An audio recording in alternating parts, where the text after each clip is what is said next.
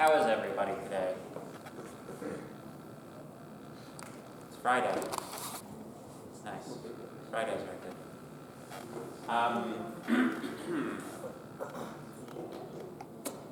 So, we left off with Kruskal's algorithm. Did I do that one on the board? Yeah? Okay. Okay, cool. We'll just proceed with the analysis then. So, just going through Kruskal's algorithm very quickly. If we have, oh, my slides are misaligned, that doesn't bother me.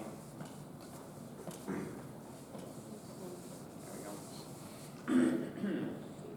So, Kruskal's algorithm computes the minimum spanning tree. Minimum spanning tree is a tree which encompasses all the vertexes of a graph, but is also acyclic. That's a spanning tree. A minimum spanning tree also has the least combined edge weight of all possible spanning trees. Maybe there's a tree tied for the bottom. They're both the minimum spanning tree. Kruskal's algorithm calculates the minimum spanning tree of the graph. In operation, it's reasonably simple. You take all of the edges in the graph, order them by weight, and select those. Select them one at a time, starting with that edge that has the least weight. For each subsequent edge, we decide whether or not adding the edge will create a cycle. If it creates a cycle, we do not include it, but if it does not, then it is a part of the minimum spanning tree. Make sense? Good. So, proposition. Let's talk about correctness of Kruskal right now. Kruskal's algorithm computes the minimum spanning tree. Case 1. Suppose that adding E to T, where T is the tree that we've calculated so far, and E is the edge we're wanting to add. Note that although it's called T and T stands for tree, it is an incomplete tree, and therefore might be disconnected, as is given in this diagram. Right? It's the set of edges we are including in the final solution. Okay? E is the max. So we suppose that adding E to T creates a cycle. E is the max weighted edge in the cycle because those weights come in increasing order, right? So if you recall, we had at some length this proof where we said that if we have a cycle, whatever the maximum weighted edge in that cycle is, that must not be a part of any spanning tree, including those edges, right? So, due to the construction of the algorithm, all edges that are already in T will be less than this edge which we are trying to add. So, if that edge creates a cycle, that edge that we are adding must be the maximum weighted edge in that cycle, because it's the most recently added one, and we're doing it by weight. Make sense? Sorting things really, really, really is important. You derive many, many useful properties from having things in order. So, we can conclude then that E is not in the minimum spanning tree via the cycle property. So far, so good? Molto bene. So, case number 2. Suppose that adding E, which goes from V to W, V to W here, does not create a cycle. So we've examined when E creates a cycle. Now we're examining when E does not create a cycle. Those are the 2 possible cases, so we will have examined all cases once we have examined these 2 cases. Proofs, right? No trouble? So, let S be the vertices in these connected components, right? So, we basically, we take these vertices and we separate them into two sets, right? E will be a connecting link between these two sets. So S is all of the vertices that are connected to V, right? W is not in S, because if it were, this would be a cycle, and we have specified that this does not create a cycle, right? E then must be the minimum weighted edge with exactly one endpoint in S. So via the cut property, and this is a somewhat incomplete cut property as there are vertices that we're sort of not considering in this cut, right? We're considering a cut between only those vertices that are in the two connected components that we're trying to connect, right? Because we are examining the edges in order of weight, this edge that we are examining is the minimum edge of all edges remaining to be examined, right? So, and in this case, they're indicating an edge that was examined but not added by putting a red line here. But because E is the minimum weighted edge, we know from the cut property that the minimum weighted edge of any cut is in the minimum spanning tree. So we know that E must be in the minimum spanning tree, right? So we have established through the process of mathematical proof that the test to see whether E creates a cycle or not is a corollary result of that is that's also a test to see if E is in the minimum spanning tree, right? And you don't necessarily just get that result from the bare fact that it's a cycle. You also have to apply a certain amount of mathematical reasoning and the fact that we're examining these edges in order of weight. Make sense? Question? How do we know exactly that E is the minimum weighted edge? Can you explain that one more time? Yeah, absolutely. So remember Kruskal's algorithm first orders all of the edges by weight and then examines each in order of weight from lowest to highest, right? Therefore, any edge which has already been computed to be in the minimum spanning tree must have come first in this list, right? So we're in a situation where every single edge that we're deciding about, except for the first one, is always has a weight that's greater than every edge which has yet already been considered, right? So that comes out in the cycle property in that if we add a cycle, if this would add a cycle, we break the cycle by removing the highest weighted edge. The highest weighted edge is the one that we have most recently added, which is the one currently under examination. So it's gone. So, it can't be in the minimum spanning tree if it causes a cycle. And if you are, in all cases, if you're not creating a cycle, you're connecting two unconnected components. Even if they're components containing only one vertex, you're still connecting unconnected components, right? Via the cut property, so there's one more property that I haven't there's one corner of this proof that we haven't discussed yet, so thank you for the question.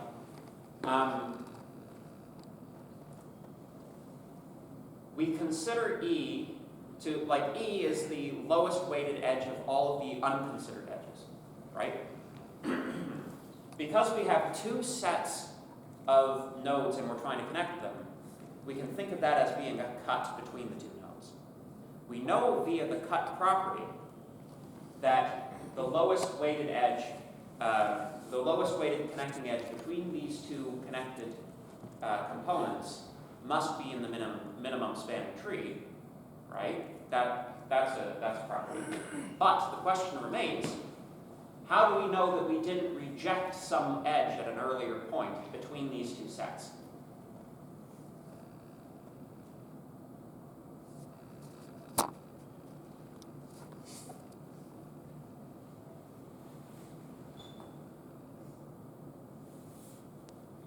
How do we know that, like this edge here, for example, we didn't consider it and throw it out?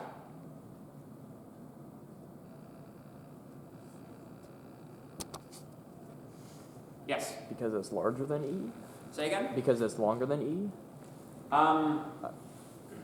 So let's say in this hypothetical scenario that we're still considering things in order of weight, and that we had some lower weighted edge over here that got rejected by Kruskal's algorithm.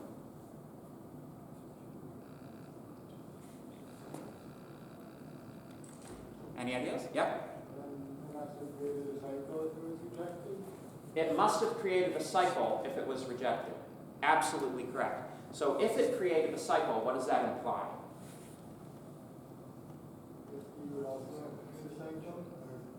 Well, yeah, A, that E would also create a cycle, but B, there was already a connection between these guys, right?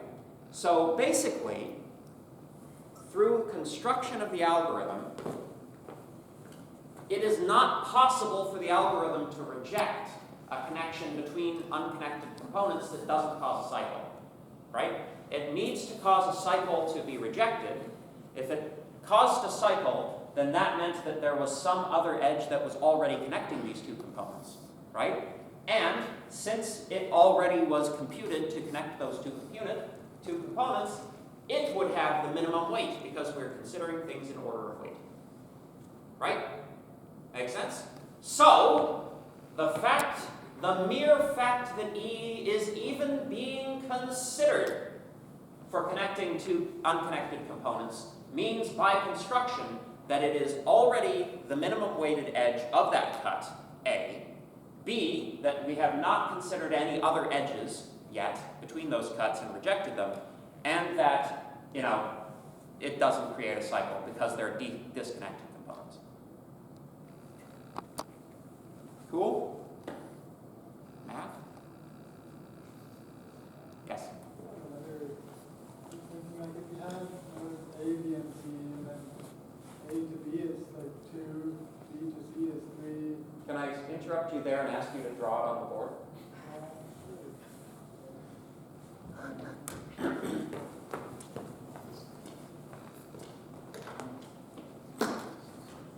Here, I'll get you a good chalk.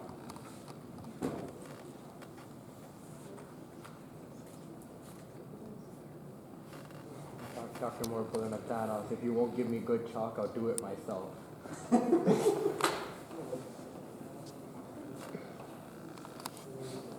is 2, this is 3, this is 4.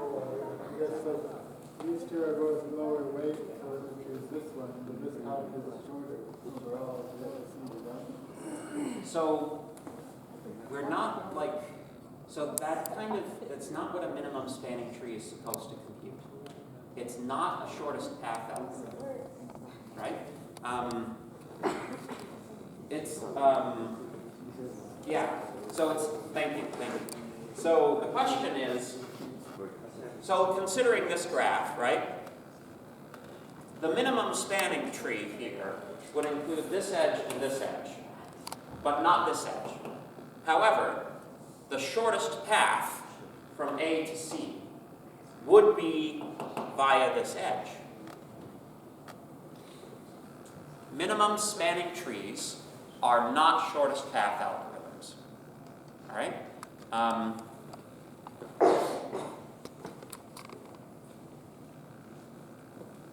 We're going to be talking about shortest path algorithms a little later on in this same set of slides, I think. So, yeah, that's just not what we're trying to calculate right now. Good. Any other questions? Cool. All right. So,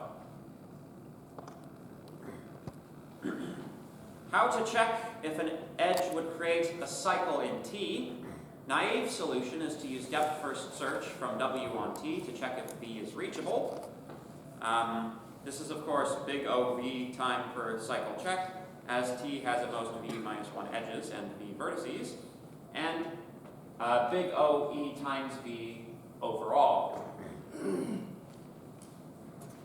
How to check if adding an edge to T would add a cycle? Efficient solution, right? Use union find. Oh, bringing back union find. Now this does mean that you have to maintain a union find style ID array, right? And that whenever you have added edges to it, you need to do that, right? But use the union find data structure in order to find out if things are connected, right? Maintain a set for each connected component. If V and W are in the same component, then adding V minus W creates a cycle. To add V minus W to T, merge sets containing V and W. So there we go. Remember that the union find algorithm, right? We maintain an array of ID numbers, and whenever we connect components, we are forming trees that all will, can be followed back up to some root number. And if you follow two vertexes up to their root, the roots of their trees, then it's the same root, they're connected, right? Remember that we actually managed to get a pretty efficient implementation of union find, especially once we started tree compression, right? So, the connectedness problem can be solved in near constant time, close to constant time. It just requires, it requires a little bit of extra bookkeeping in order to maintain the connectedness array from union find. Make sense? If you remember union find, though, the actual amount of code that it took to run union find was quite small. It's small in comparison to something like depth first search. Yes? So, I'm just kind of curious, because we're using union find over here, the time complexity for this problem would be exactly the same as the weighted quick union, and nothing's added to the time complexity, right?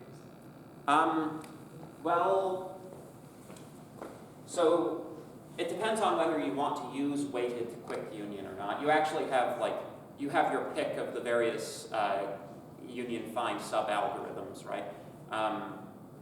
If you just want to do quick find, or that's probably fine too. You don't have to use weighted union find just because this is an edge-weighted graph. All right? But yeah, so, oh my goodness, I'm casting my brain back. I think something like logarithmic time. Yeah. So logarithmic on the number of vertices. So that's going to get eaten up by the actual process of computing the minimum spanning tree, right? The logarithmic time is much less than the complexity of things as it stands. So this would be a good addition. Make sense? Whew.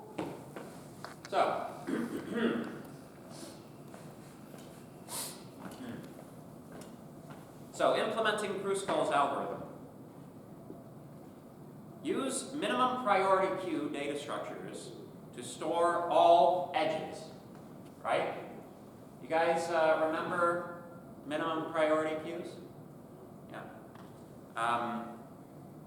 Perform delete min operations to examine all of the edges. So let's just cycle back for one moment and remind ourselves about priority queues.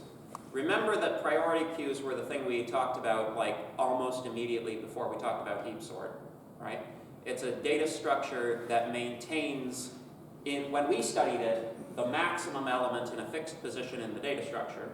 And when you remove it, you have this sort of bubble up, sink down, or sink swim algorithm to find the next largest, in that case, component, and it was logarithmic time, so reasonably efficient.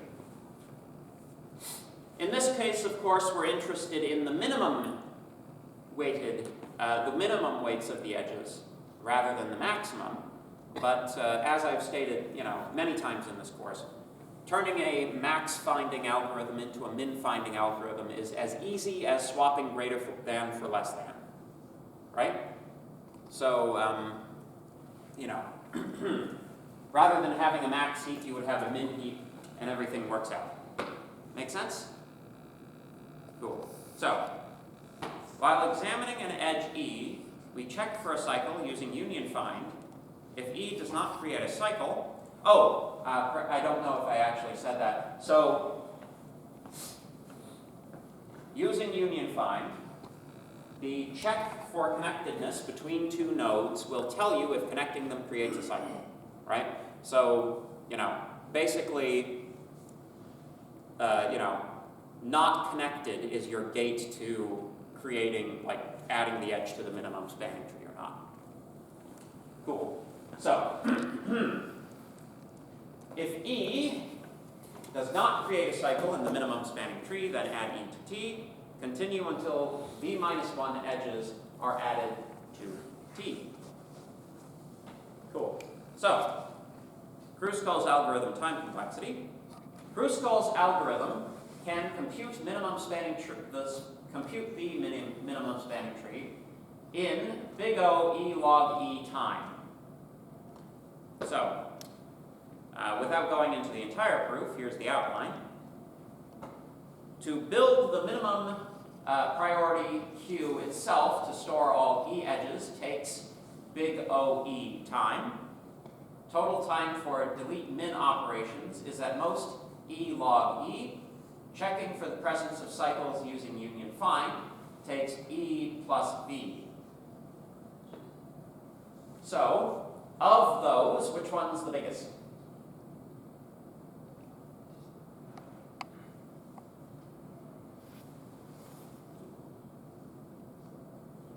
This one,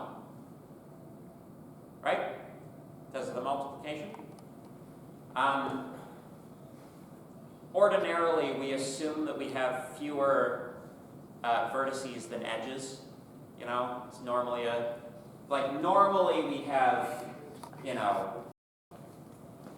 like it's another one of these sort of loose hand wavy things. But if you notice, like all of the graphs we've been talking about so far, the number of edges is usually larger than the number of vertices.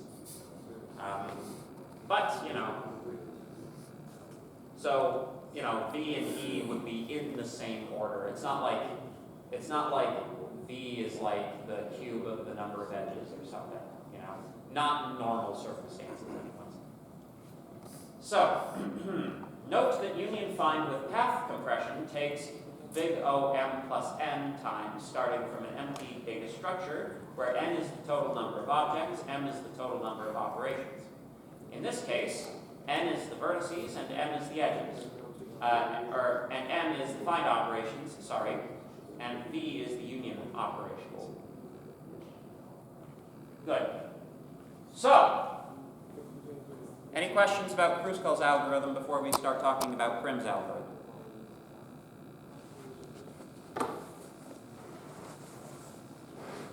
Cool. Are your brains sufficiently melted? Yeah? Okay. Should we call the custodial staff to start mopping up people's brains? Yes? Just have a question on the graph on the board. So, like a minimal spanning tree, for a minimal spanning tree, we should include all of those inside the tree. So it doesn't matter, and if you go from A to C, but you excluded B. So if we change the weight on the edge of BC from 3 to 1 million, then the minimal spanning tree Yes. So a couple of review points about trees, minimum spanning trees, what the point of them are, right? So with this one, right? Remember that the minimum spanning tree must, in its final form, connect all vertices in the graph, all of them, right? While we've had, like, partial trees in, on the slides, these are in there because they're trees in the process of being computed, right? This isn't meant to represent a final tree, right? So there are some vertices like this one, there's this vertex particularly, which hasn't been addressed yet. So with respect to this thing, right? As you note, if we were to modify this thing so that this was like 30, right? This edge would not be in the minimum spanning tree, but this one would be. The purpose of the minimum spanning tree is not to compute the shortest path between 2 points. The purpose of the minimum spanning tree is to connect all points in the graph using as little edge weight as possible, right? Computing the exact shortest distance between 2 points, I could make this 5, right? It's still shorter to go this way, but this is still the minimum spanning tree. Make sense? Cool. All right. Sounds good.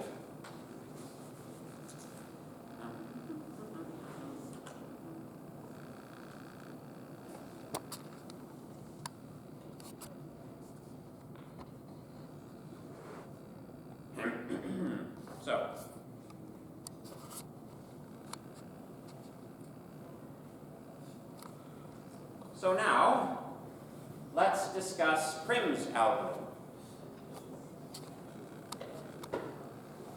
So both Prim and Kruskal are describing what we call in the business greedy algorithms. So a greedy algorithm is an algorithm which makes, it doesn't care about the sort of entirety of the data structure. It always makes one single most convenient decision at a time, right? So in the case of Kruskal's algorithm, we always take the minimum weighted edge first, and we consider it first before all the other ones. We make a simple decision about which edge we consider, right? So Prim's algorithm, we start at vertex 0 and greedily grow the tree, T. We consider edges incident on the vertices in T, but disregard any edge with both endpoints in T. Then we add to T the minimum weighted edge with exactly one endpoint in T. Repeat until we have all of the edges considered. Or we've completely constructed the tree. Remember that the total number of edges in the minimum spanning tree will be 1 minus the number of vertices, right? So that's how we know we can stop, is because we know how many vertices there are, we know we have 1 minus that many edges, that's a stopping condition, right? So this algorithm proceeds by constructing a series of increasingly it's a series of increasing cuts, right? So we're basically not worrying so much about the cycle property. We're dealing exclusively with the cut property now. So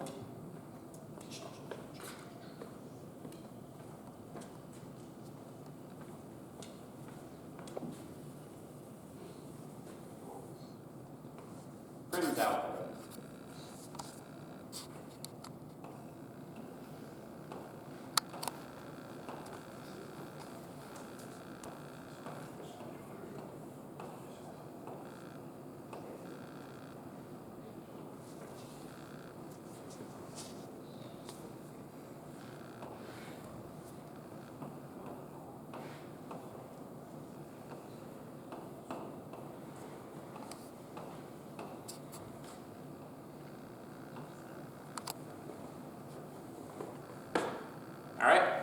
So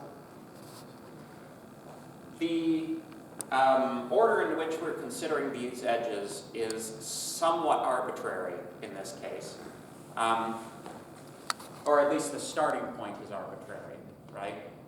So like once we've selected the starting point, we then have to consider which edge we select will tell us which node we're putting on one side of our cut, right? So, so yeah, Prim's algorithm, it's a little bit like this business, like when we had one part that was connected and the other part that was connected and we're trying to join the two of them. You know, if we have like situation like this, right? And we're trying to decide if it should be this one or this one, right? Previously, we sort of assumed that this was a connected component, and we assumed that this was a connected component.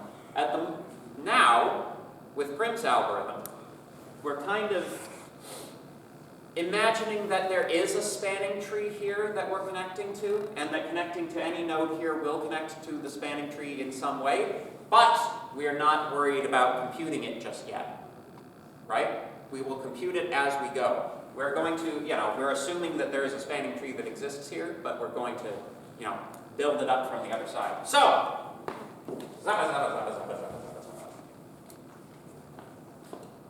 let's start with this one, all right? Instead of drawing a bunch of dotted lines through this graph, I'm going to be shading in the vertexes, okay? So, let's start with this vertex right here. Easy decision, right? There is only one vertex, or there is only one edge coming out of this, so we know that this is the edge. The edge that the vertex that it connects to is now part of the nodes composing the tree, right? Now, we examine all of the edges that are coming off of this subtree, right? So at the moment, 9, 2, and 3, right? We select which one? The smallest, yes. So we select this guy to be part of our minimum spanning tree. Our tree now contains 3 nodes and has those edge weights. Now, the number of vertices that we have to consider has grown. We have 6 to consider now. Which one's the minimum? Hard for it not to be the minimum. So this is now in our spanning tree. This node has been connected.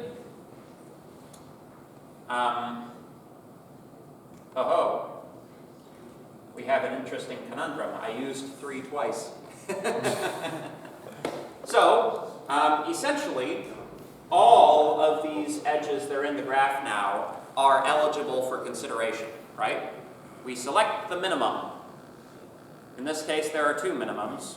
So we just select one of those 2 minimums. Basically, one will be picked in this step, the next one will be picked in the next step. Doesn't matter which order you do them in, they're both going to be included, right? So, unless it would form a cycle, that's the thing, right? It needs to not form a cycle. That's still a thing. So, let's just arbitrarily select this one. There we go. Next step, we would select this one, not arbitrarily anymore. Right? Now, we're no longer considering these edges down here because they don't connect to vertexes that are not already in the tree that we're computing, right? We're only interested in edges that connect to unconnected portions of the graph. So, these are the 2 edges we have yet to consider. Of them, which is the smallest? Thank you.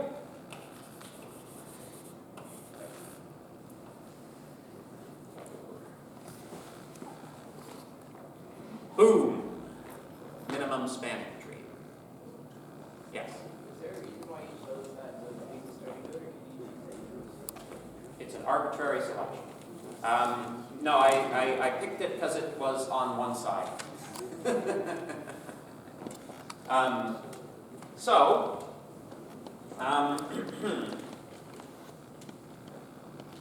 By means of verifying this, it might be interesting to like also do Kruskal's algorithm on the same graph, just to show that they come up with the same result. So Kruskal's algorithm, we're selecting edges universally across the graph, right? Depending on, like, ordering them by their edge weights, right? So,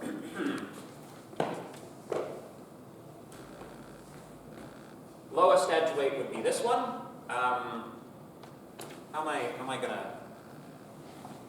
gonna do this? I'm gonna do it with dotted lines like that. Okay, so 1 is in there. Next lowest edge weight, 2. Next lowest edge weight, 3. Also this 3. Next lowest edge weight. Next lowest edge weight. 5. It's a somewhat facile example, actually, because there's no, like, cycles that are produced naturally, which it's not the best demonstration of Kruskal's algorithm, but I've already demonstrated Kruskal's algorithm. So there you go. Kruskal-Prim equivalency. Question? Why would we decide to use one algorithm over the other? Efficiency. When we get into the efficiency of the two algorithms, we'll be able to compare them. Sometimes it's also just useful to have multiple different approaches. Actually, it just hit me. All right? What if your graph contains disconnected components?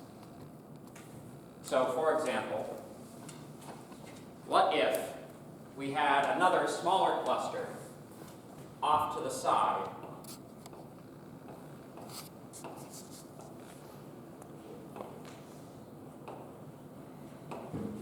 Right? Kruskal's algorithm would compute the spanning tree for these guys as well. Technically speaking, your set of edges would not necessarily form a tree anymore. Right? So you would select that, you would select that. These guys, there's no way to connect them.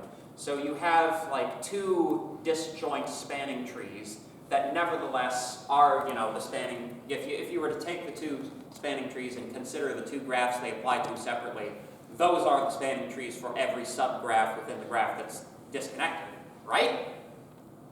But in Prim's case, Prim would never see this because it has to access the next node via edges, right?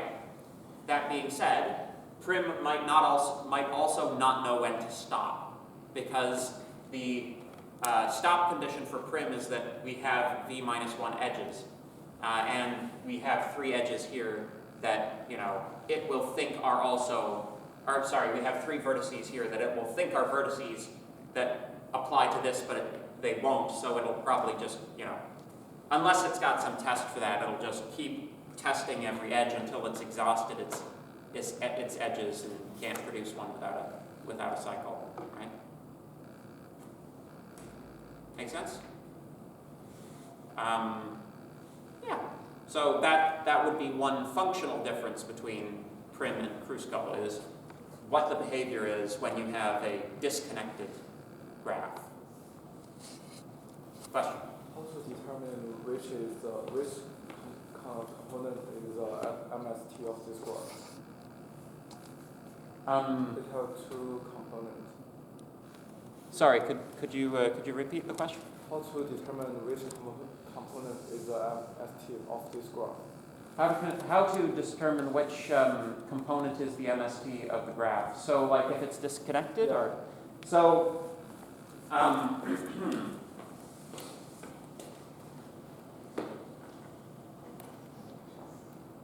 well, I mean, I think that it would, like, if I was being mathematically rigorous about it, my inclination would be to say, if you have a graph which contains disconnected components, each component has its own spanning tree, right? Because if you consider all of these edges together, that's not a spanning tree because it has to be connected, right? But if you consider the two separately, then they are both spanning trees. So my inclination would be to say either the graph should not contain situations like this, or when you get into a situation like this, you have multiple spanning trees, one for every connected component. Does that make sense? But in this case, so the previous algorithm also work, isn't it? Yeah, Kruskal's algorithm will compute both. But because Prim has to access the next nodes to add to the tree via edges, it won't, like, you would need another starting point inside of the other graph. So, you know, if you wanted to adapt Prim so that it would compute all of the possible, all of the spanning trees of all of the components, then you would just do something similar to what we do with depth-first search, right? You would keep an array of marked vertices, and you would keep track of all of the vertices you marked via this algorithm, and then just start with any of the unmarked vertices if you have any left over. And then you can use Prim to calculate the rest of it. Thank you. Yeah, it is slightly more work, though. Yeah. Good. These are good questions. Any other questions?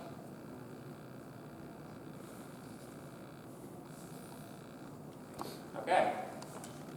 Oh my God, I talked for too long. There we go. So, good.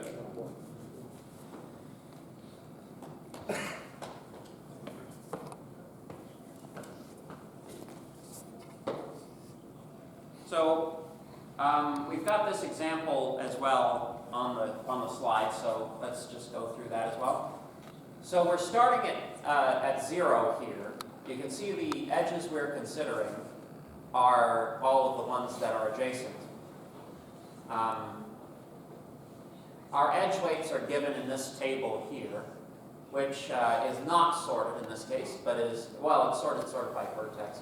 So we look up at all of these guys that have 0 included, and remember, in the adjacency array representation of these guys, all that means you have to do is find, you know, the one vertex that you're starting off with, and follow its list or bag down to find all of the things it's connected to.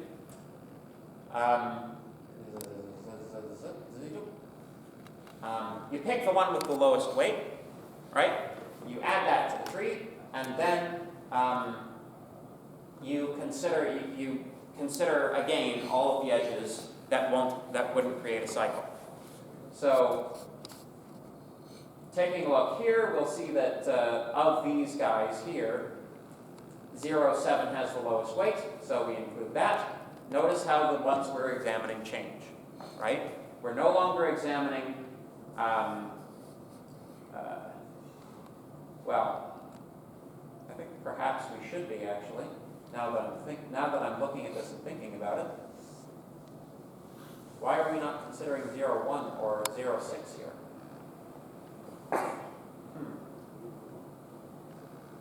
Does that look like an error to you guys? Like, those should be considered. What if one of them is the smallest, right? That seems like an error to me. But maybe this is enlightening. So we start with vertex 0. Therefore, the initial set of vertices includes just 0, and the MST includes nothing.